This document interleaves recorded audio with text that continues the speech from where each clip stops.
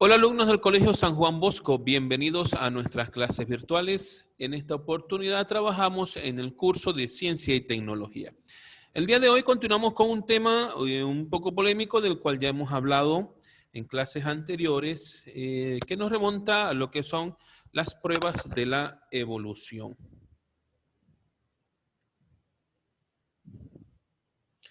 Y tenemos por acá que desde que se postuló la teoría de la evolución, cada vez se han ido acumulando más evidencias que lo apoyan. Estas provienen de diferentes áreas de la ciencia, como la biogeografía, la paleontología, la anatomía comparada y la biología molecular. Por lo tanto, entonces tendremos que hablar de qué aportaciones hacen cada una de estas ciencias con respecto a las pruebas de la evolución. Entonces, comencemos hablando un poco sobre el aporte que da la biogeografía con respecto a las pruebas de la evolución. Y nos dice por acá que la fauna, la flora de dos regiones son más parecidas cuando más cercanas están. Esto indica que las especies tienen antepasados comunes, algo que ya habíamos visto en la teoría de la evolución de Darwin, ¿no? Que nos hablaba de la selección natural y sobre los antepasados comunes. Los camélidos actuales, por ejemplo, son el resultado de un largo proceso evolutivo que se inició en América del Norte en la era Cenozoica, hace unos 40 millones de años, dando origen a todas las especies actuales a partir de un ancestro común que cambió para adaptarse a diferentes hábitats. Cuando Pangea se dividió. Por eso, los camélidos suramericanos están emparentados con los camélidos y dromedarios de Asia y África. Recuerden que hace millones de años, ¿no? Los continentes que conocemos hoy en día no eran los continentes de hace millones de años. Todos los continentes estaban unidos hasta que comenzó la era eh, de las divisiones de cada uno de los continentes. Es por eso que se cree, bueno, y según las demostraciones científicas que se han dado, es posible que estos animales que existieron en América del Norte emigraran hacia la parte del sur y que en estas divisiones unas partes quedarán en el norte, otras partes quedarán en el sur. De esa manera también se habitó la parte del sur de estos camélidos. Pero también se podría afianzar, ¿no?, un poco más la teoría si hablamos sobre los fósiles que se han venido encontrando a lo largo de los años. Gracias a esos fósiles es que se logró demostrar que existieron también los dinosaurios. Pero estos fósiles también permiten conocer un poco más sobre nuestros ancestros y las similitudes que existen entre los seres vivos.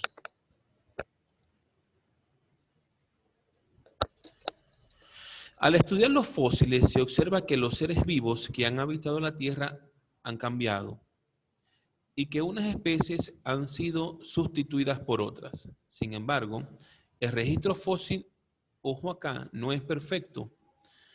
Disponemos solo de algunas series continuas que permiten seguir la evolución de alguna especie.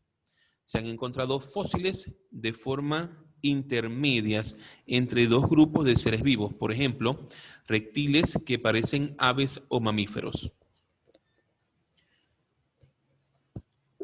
A través de esos fósiles, ¿no?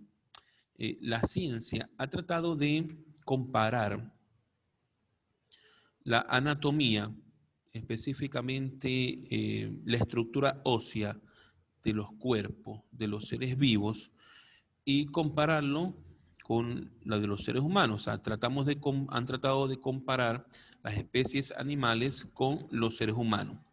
Y se han observado similitudes, ¿no?, entre animales y seres humanos en la parte de los huesos, porque quizás en un leopardo, en un tigre, en sus extremidades, se pueden encontrar un húmero, y lo podemos encontrar también en el brazo del ser humano.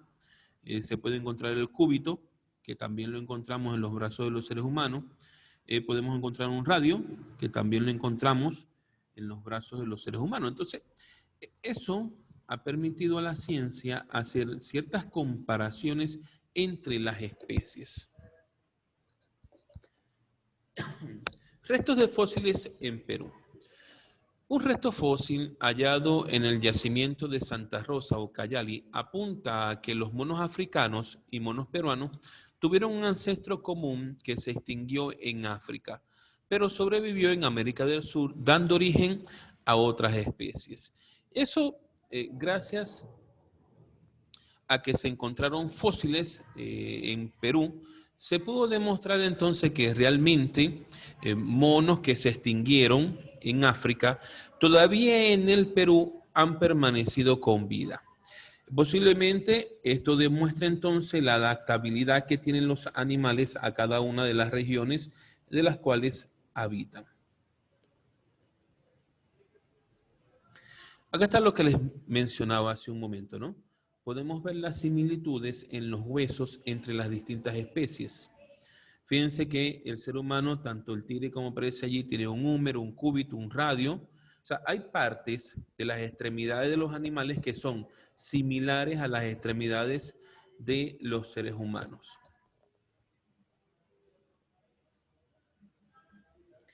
Ahora, ¿qué aportaciones nos hace la comparación de la anatomía con respecto a las pruebas de la evolución? Algunas partes del cuerpo tienen estructuras similares, como lo vimos en la imagen anterior, pero sirven para diferentes funciones. Por ejemplo, las extremidades del ser humano, del leopardo, del delfín y del murciélago tienen una anatomía similar, pero diferente en función. A una le sirve para coger, a otra para correr, a otra para nadar y el último para volar. A pesar de que tienen similitudes, no se les da la misma utilidad. Fíjense que nosotros utilizamos el brazo para poder tomar algunas cosas, pero el leopardo utiliza su extremidad para correr, el delfín la utiliza para nadar y el murciélago lo utiliza para volar.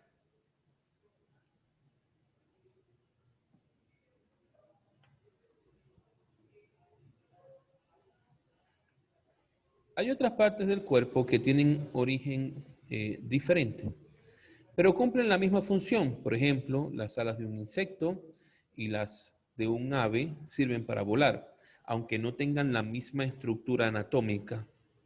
Igual tienen la misma función. También existen partes del cuerpo que no tienen ninguna función y evidencia que se descienden de otros organismos a los que probablemente les eran útiles.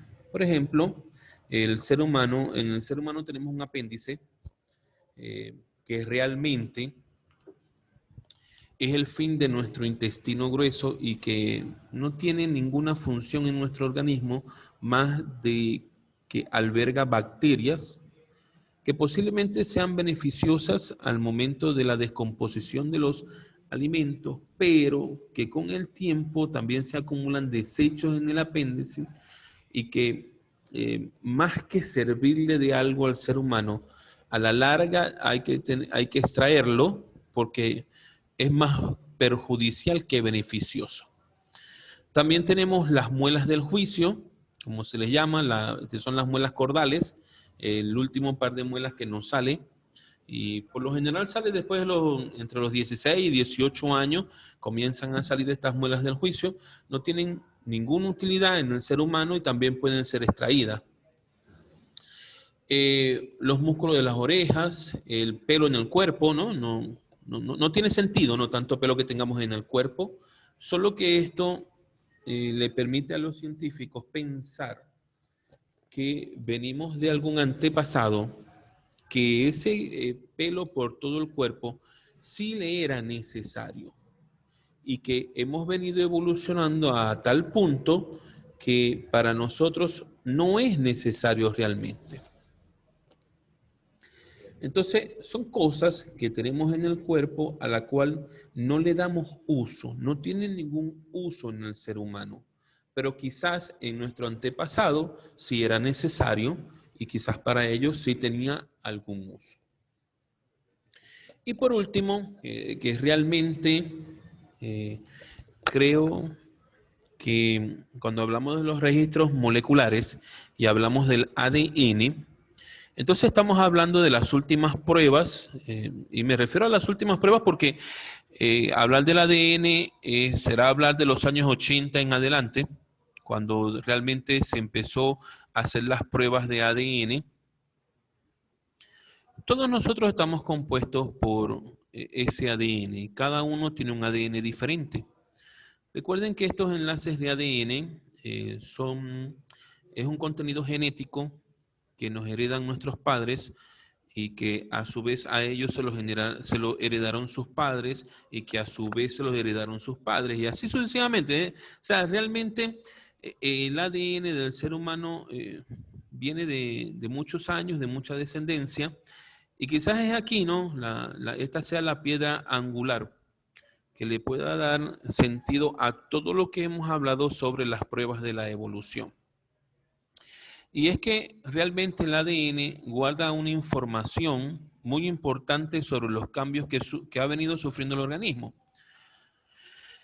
Y es aquí donde los científicos han comparado el ADN de diferentes especies con el ADN del ser humano, buscando tal vez una relación que permita demostrar de qué especie hemos evolucionado. Bien, entonces el registro molecular, que es la última prueba de la evolución, como les decía, es el ADN, que guarda realmente información sobre los cambios que sufre el organismo. Si comparamos los genes de dos especies para determinar su parentesco, cuantas más diferencias se hayan, más lejos en el tiempo se encontrará su antecesor común. Pero si encontramos pocas diferencias, podemos decir que esas dos especies están emparentadas.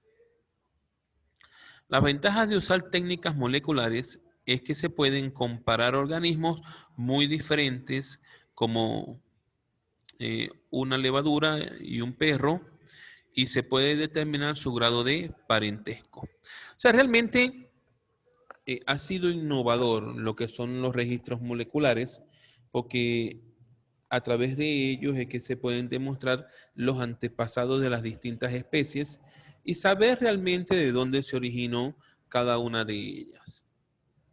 Entonces, por eso decía, considero que esta es la piedra angular que le puede dar respuesta a todas las interrogantes que han surgido durante todos estos años. Ahora bien, ¿qué deben de copiar ustedes en su cuaderno? Lo voy a ir indicando por acá. Ok. ¿Qué deben de copiar? Cuando hablamos de las pruebas de la evolución, todo lo que se encuentra acá de las pruebas de la evolución lo deben de copiar en su cuaderno. Luego tenemos lo que es la biogeografía. También, en este caso vamos a copiar solamente el primer párrafo, hasta donde dice comunes. Solo hasta allí estarían copiando. Este dibujo no tenemos por qué hacerlo. Cuando hablamos de la parte de los fósiles, aquí sí, vamos a copiar todo lo que tiene que ver con los fósiles. Todo lo que está allí lo deben de copiar. Estas imágenes no, pero lo que es la anatomía comparada sí, copiamos toda esta primera parte. Ok, solo la primera parte. Esta parte de acá que también es de la anatomía comparada, no tenemos por qué copiarla. A mí me interesa solo la primera definición, es lo que necesito que copien en su cuaderno. Y por último, el registro molecular. Entonces, de esa manera estaríamos concluyendo la parte de la teoría de este tema de las pruebas de la evolución y definitivamente que las pruebas de la evolución son evidencias científicas que avalan la teoría de lo que ha sucedido a lo largo de todos estos años. Bien chicos, entonces de esta manera me despido de ustedes. Será hasta el próximo video.